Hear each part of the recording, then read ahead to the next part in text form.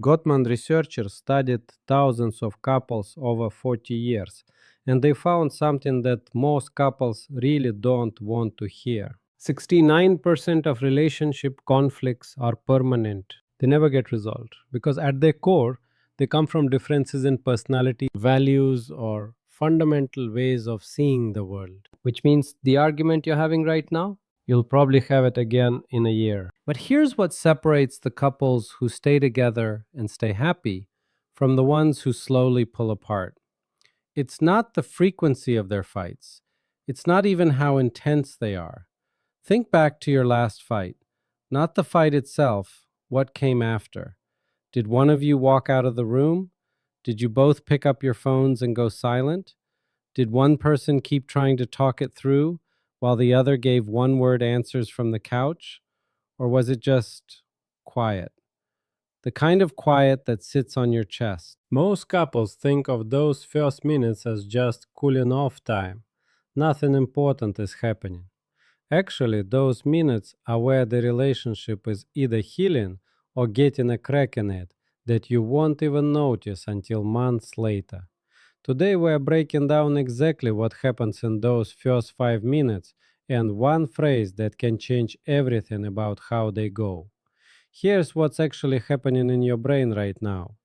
Most couples think of this as just emotions, but right now I'm going to show you what's happening in your body at the level of biology.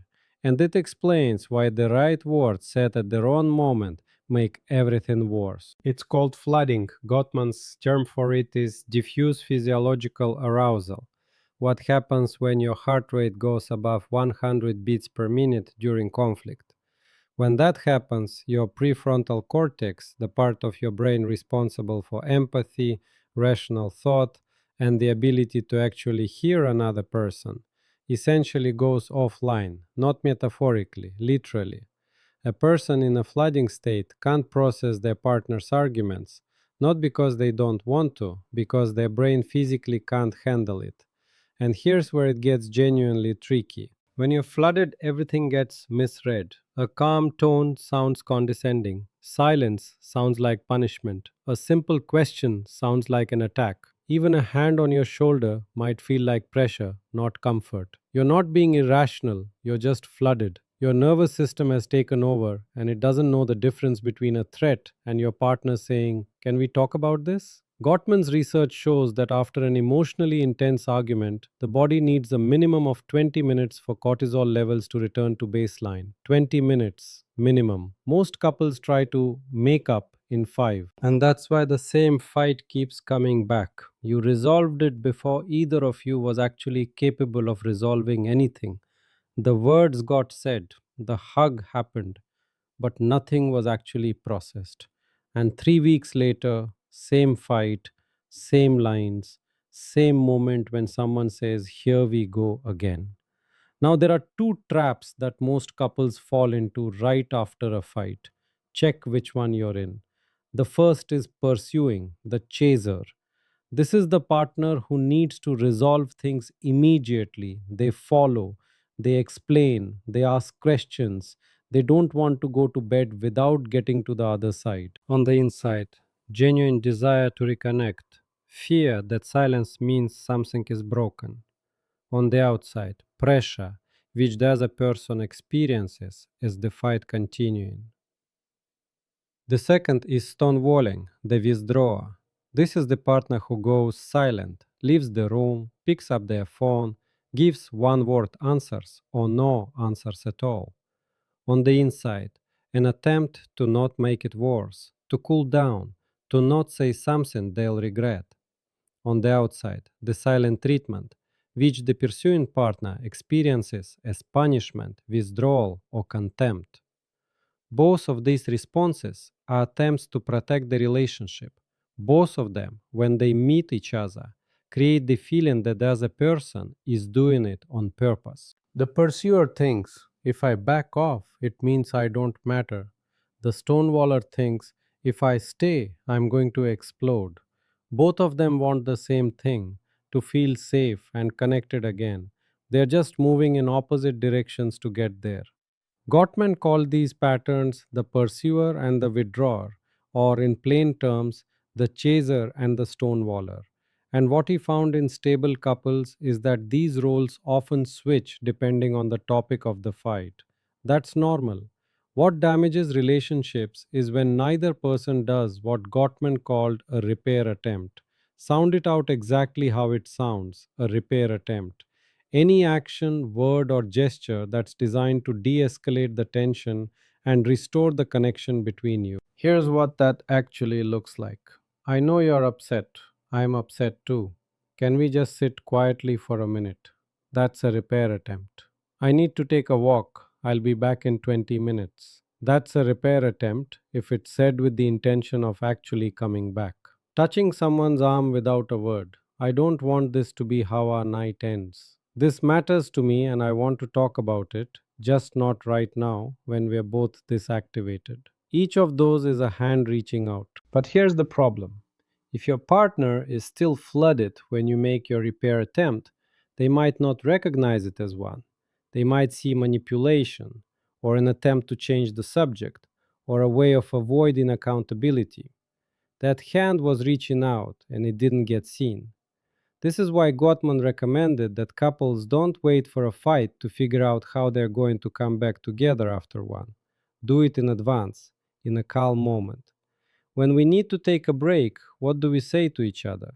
How do I know you're coming back and not just shutting me out? In the stable couples Gottman studied, these agreements existed.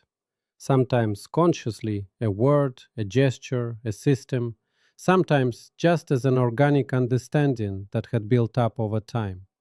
Something that said, I need a minute, but I'm not leaving you. In the couples that were struggling, there was no such signal. Every pause was ambiguous, every silence was frightening, and every fight ended with a ceasefire, not a reconnection. Does your relationship have that signal? Do you have a word, a gesture, a phrase that means, I need time, but I'm not going anywhere? If not, that might be the first calm conversation worth having. Recognize yourself in any of this? Drop one word in the comments right now. Do you chase or do you withdraw? If you're watching this together, both write separately. Let's see what the real split looks like in the comments. Here's the live moment. Do this right now. Open your notes. Write one sentence. What do your first 5 minutes after a fight usually look like? Not what they should look like, what they actually look like. And second, is there something you want to say to your partner after a fight that you never actually say? Write that down too. Those two things are the beginning of this checkup. They are worth more than any quiz. 3 questions. Answer for yourself. Question 1. When was the last time after a fight you felt genuinely understood? Not just that the fight was over, but that your partner actually got what was important to you. Those are two different experiences. The fight ended and I was heard don't always come together. When did you last have both? Question 2. Which pattern is yours? Chaser or stonewaller? And does your partner know how that looks from their side of it? Not how you'd describe it, how it feels to be on the receiving end. That gap is often where the biggest misunderstanding lives. Hit pause if you need to, because this next part is crucial. Question 3. Is there a fight in your relationship that you've both had so many times you could practically script it? You know every line, every escalation point, every moment when someone says you always do this. If yes, that's one of Gottman's perpetual problems. And that's not a sentence. It just means the work isn't in resolving the fight, it's in how you exit it and come back to each other. Because the content won't change, how you meet each other after it can. Now, Saha, the checkup. Take this with your partner privately through the bot.